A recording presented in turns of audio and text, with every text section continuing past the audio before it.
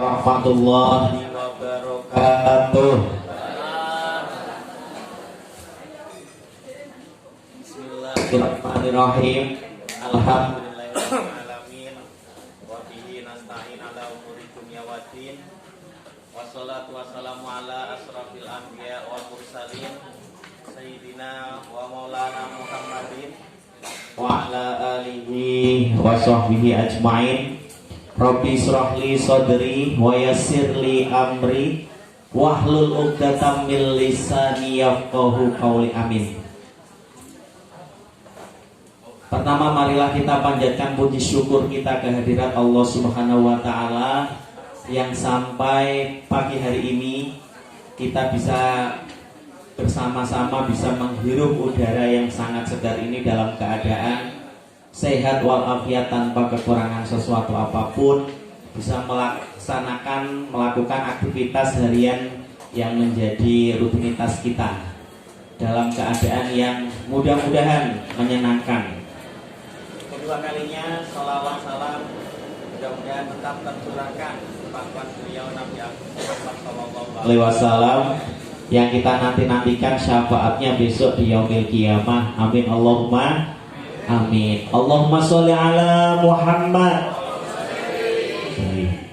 Setidaknya dengan sholawat tadi itu menandakan kita adalah umatnya Nabi Muhammad SAW. Bapak Ibu yang sangat kami hormati, pagi hari ini materinya sangat menarik. Menariknya apa? Karena kita sering mendengar istilah ini. Apa itu? Iktibar. Ya.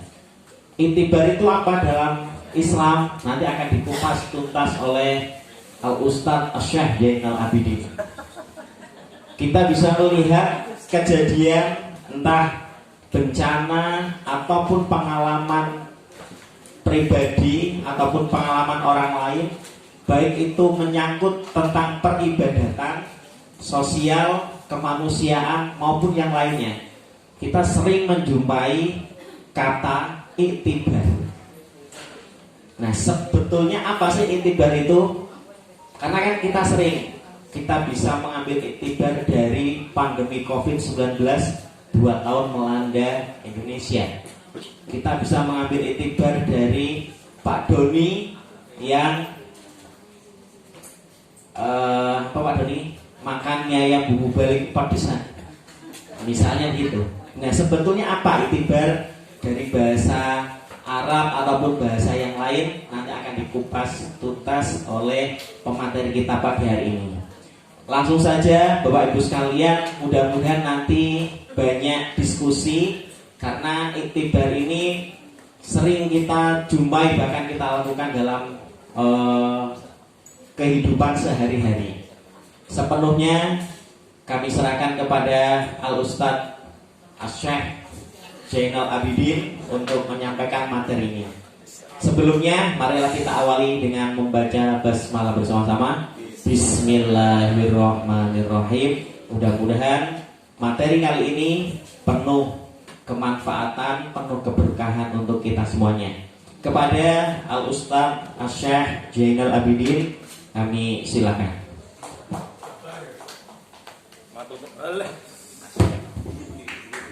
Mungkin ganggu ini mungkin. Matur nuwun Romo Yai Nurofik SPD EPD saking Mangkat. Assalamualaikum warahmatullahi wabarakatuh. Alhamdulillahilladzi ja'alna minan nasihin wa fahmana min ulumin ulama'i rasihin. Wassalatu wassalamu ala man nasahadinnahu atyanihil kafarata wa talihin wa ala alihi alladzi kanu yatamassaku salihati sholihin. Rabbi shrahli sadri wa yassirli amri wahlul 'uqdatam min lisani yafqahu qawli. Amma ba'du. Yang kami hormati Bapak Dr. Andes Mulyani M. Nur MPD Kepala Sekolah SMA Negeri 6 Semarang. Yang saya hormati Romo Yai Nurofik EPD SPD PDI dari Mangkang selaku Pramotocoro.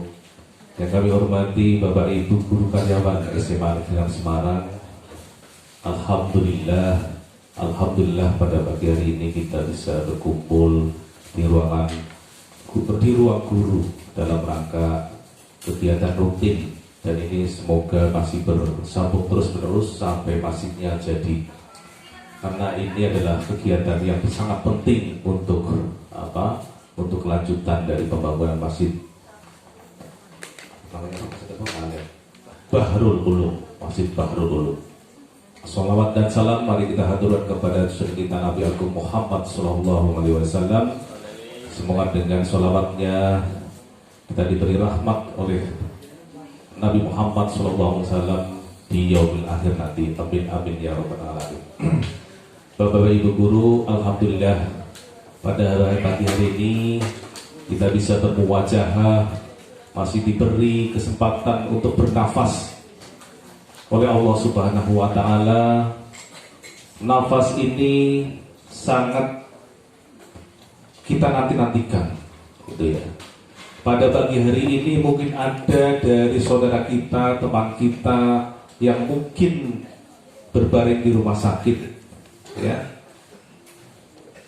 Mari kita doakan mungkin teman kita yang ada di rumah sakit, terutama kemarin tadi malam ada informasi dari istrinya Pak Rio sakit di rumah sakit. Mari kita doakan dengan bacaan Fatihah satu kali. Al-Fatihah. A'udzubillahi minasyaitonirrajim. Bismillahirrahmanirrahim. Alhamdulillahirabbil alamin arrahmanir rahim maliki yaumiddin iyyaka na'budu wa iyyaka nasta'in ihdinas siratal mustaqim siratal ladzina an'amta 'alaihim ghairil maghdubi alaihim waladdallin. Kita tentunya sangat bersyukur ya, karena pada pagi hari ini kita masih diberi panjang umur. Masih diberi panjang umur itu berkat karena sifat Ar-Rahim, Ar-Rahman, Ar-Rahim dari Allah Subhanahu wa taala. Sifat dari kasih sayang oleh Allah Subhanahu wa taala yang tidak kita semua. Sehingga kita bisa diberi kesempatan untuk menghirup udara, bisa bernafas pada pagi hari ini. Dan tentunya kita tidak tahu apakah besok ataukah nanti malam ataukah nanti 1 jam yang akan datang, 5 menit yang akan datang, kita masih bisa menghirup udara yang segar ini, bisa diberi panjang umur, kita masih bisa bersendoguru dengan teman-teman kita dalam satu ruangan ini. Kita tidak tahu, maka mari kita sangat bersyukur kepada Allah Subhanahu wa taala yang masih diberi kesempatan untuk bernafas, sehingga kita masih hidup di satu menit yang ini. Ya, itu berkat karena apa? Sifat Ar-Rahim atau sifat Ar-Rahman dan Ar-Rahimnya Allah Subhanahu wa taala. Saya teringat kepada cerita ketika Fir'aun tenggelam di Laut Merah. Detik-detik Fir'aun tenggelam di Laut Merah. Fir'aun mengucapkan, "Ya Musa, aku beriman kepadamu, aku beriman kepada Allahmu, aku beriman kepada Tuhanmu." Dalam satu riwayat, Fir'aun itu sendiri mengucapkan sampai 70 kali, "Ya aghisni, ya aghisni, ya aghisni," sampai 70 kali dalam satu riwayat. "Ya Musa, tolonglah aku. Ya Musa, tolonglah aku. Ya Musa, tolonglah aku," sampai 70 kali dalam satu riwayat. Akan tetapi Nabi Musa tetap menghiraukannya, tidak menengok, tidak menolong sampai Fir'aun itu tenggelam dan mati, tenggelam bersama dengan bala tentaranya di Laut Merah. Nabi Musa itu oleh Allah diberi mukjizat. Salah satu nabi yang diberi mukjizat oleh Allah Subhanahu wa taala, bisa berdialog langsung dengan Allah Subhanahu wa taala. Maka ketika Fir'aun tenggelam meninggal di Laut Merah, kemudian Nabi Musa ditegur oleh Allah Subhanahu wa taala, "Ya Musa, kenapa kamu tidak menolong Fir'aun? Ya Musa, kenapa kamu tidak menolong Fir'aun?" Nabi Musa menjawab, "Ya Rabb, ya Allah, Fir'aun itu adalah orang yang sangat dolim, sedolim-dolimnya di dunia ini. sampai dia mengaku bahwa dialah Tuhannya, maka saya tidak mau menolong Fir'aun. Dari kata-kata ini kemudian Nabi Musa disentil, diingatkan oleh Allah Subhanahu wa Ta'ala, ya Musa, seandainya Fir'aun itu ketika tenggelam mengucapkan ya Rob, ya Allah, tolonglah aku, maka niscaya aku akan menolongnya. Nabi Musa kaget betapa sifat Ar-Rahman dan sifat Rahim, betapa keagungan kebesaran Allah Subhanahu wa Ta'ala untuk memberi kesempatan kepada Nabi Fir'aun untuk bertobat, ya, bertobat walaupun dia adalah sekejam-kejamnya, sedolim-dolimnya manusia di dunia ini, sampai dia mengaku Tuhan. Dia, Allah masih memberi kesempatan untuk bertobat dengan satu syarat, dia mengucapkan ya Rob, ya Allah, tolonglah kami. Tetapi pada waktu itu dia tidak mengucapkan seperti itu, malah mengucapkan ya Musa, tolonglah kami. Itu adalah salah satu sifat Ar-Rahman dan Rahim Allah Subhanahu wa Ta'ala. Coba kita bayangkan, orang sedolimnya Fir'aun saja, dia mengaku Tuhan saja, ketika dia mau mati, ketika dia mau bertobat, dia mau mengucapkan ya Allah, tolonglah kami, Allah mau memberikan syafaat, mau memberikan pertolongan. Apalagi kita semua, apalagi kita hamba yang mungkin masih mau bersujud, masih mau sholat, masih mau bersujud kepada Allah Subhanahu wa Ta'ala. Insya Allah kita masih akan diberi kesempatan oleh Allah untuk diberi sifatnya Rahman Rahimnya Allah Subhanahu wa Ta'ala. Amin amin ya Rabbal Alamin. Ya. Dalam satu surat Al-Baqarah 143, Innallaha bin-nasi laraufur rahim. Sesungguhnya Allah Maha Pengasih lagi Maha Penyayang kepada seluruh manusia. Nah, itu sebagai awal, kita nanti akan membahas tentang iktibar sebagai awal saja. Maka dosa besar apapun yang kita lakukan, jangan sampai putus asa.